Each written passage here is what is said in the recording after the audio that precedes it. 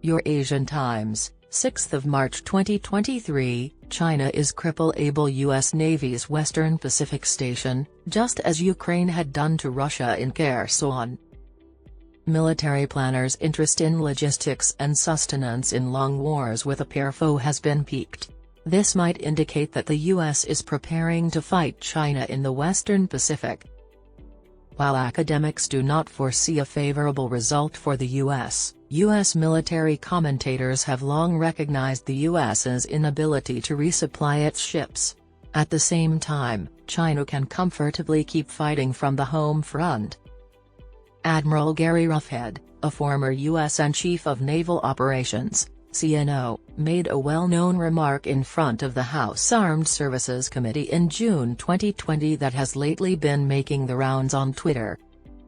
The People's Liberation Army Navy, PLAN, Admiral acknowledged to Roughhead that the USN's logistics ships were a primary target for the Chinese, because if he can take out logistics, he takes out the lifeblood of the fighting ships, was cited by Roughhead. A tweet started an argument from Ancient Subhunter, at Ancient Subhunt, a retired anti-submarine warfare (ASW) specialist for the USN who had previously worked on board the USS Nimitz and USS Theodore Roosevelt. Other handles in the discussion questioned the novelty of Roughhead's caution, claiming that the Chinese, or any adversary, would do that regardless of what Roughhead said. However, the debate that followed in the thread for the tweet gave the impression that the real cause for concern lay not in the peculiarity of what the Chinese might do but instead in the lingering issue that might result in a disastrous U.S. defeat in Far East Asia. Due to the tyranny of distance, logistics is a bane for the U.S. military in the Western Pacific.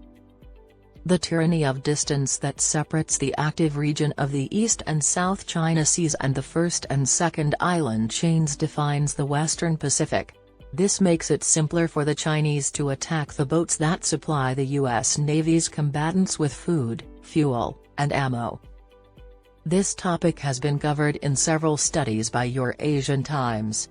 Every strategy the U.S. military has devised to confront China in the Western Pacific suffers from this vulnerability, which is the largest. The U.S. Marine Corps and U.S. Navy created the Force-Designed 2030 Expeditionary Advanced Base of Operations, EABO, Distributed Maritime Operations, DMO, and Ghost Fleet Overlord.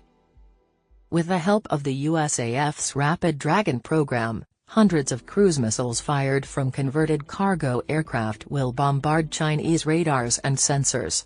Except for the USMC Zebo/FD 2030, which is starting to take form, these concepts of operations, CONOPS, are still under development and far from being ready. The ongoing conflict in Ukraine exposed long supply routes.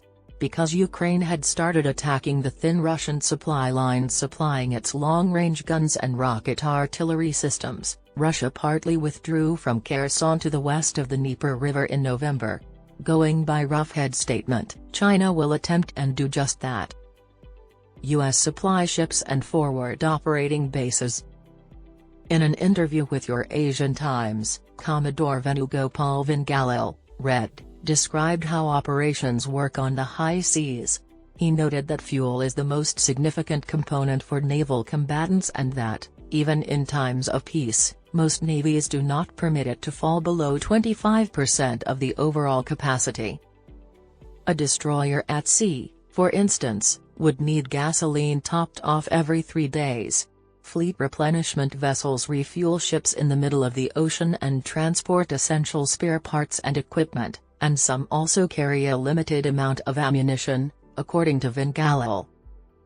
Thus, the USN's Henry Jack Kaiser-class fleet replenishment ships would be the plan's first targets when refueling their Arleigh Burke-class destroyers on the high seas. The plan's arsenal of missiles and fuel can effectively fend off the U.S. fleet until it runs out of power. The U.S. Navy finds it simpler with forward operating and full-fledged bases, logistics centers. As an illustration, the U.S. Navy has headquarters in Singapore, Yokosuka, Japan, Guam, the forward operating base, FOB, at Diego Garcia, and a logistics hub in Singapore, which serves as its primary base. Fleet support ships, on the other hand, operate in the operational zone, and Vingalil emphasized the importance of their position. U.S. Navy and Marine Corps disagreement. The USN's amphibious cargo ships are essential to the U.S. Marine Corps. They are emerging as a frontline force to combat China inside its dense access/area denial, a 2/AD, bubble in the Western Pacific. The Marines want a fleet of 31 ships, whereas the USN aims for an amphibious force of 24 to 28. But there have been disputes over procurement between the two parties, with the USN wanting to stop buying the San Antonio-class landing platform docks. LPD.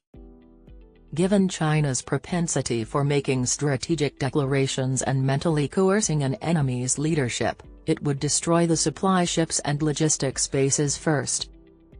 The U.S. military commanders see this as a grim situation because they would lose all options for long-term operations and consider any additional fighting pointless. China benefits because it has more diplomatic clout to end the conflict in its favor due to such unachievable restrictions on the decision-making authorities.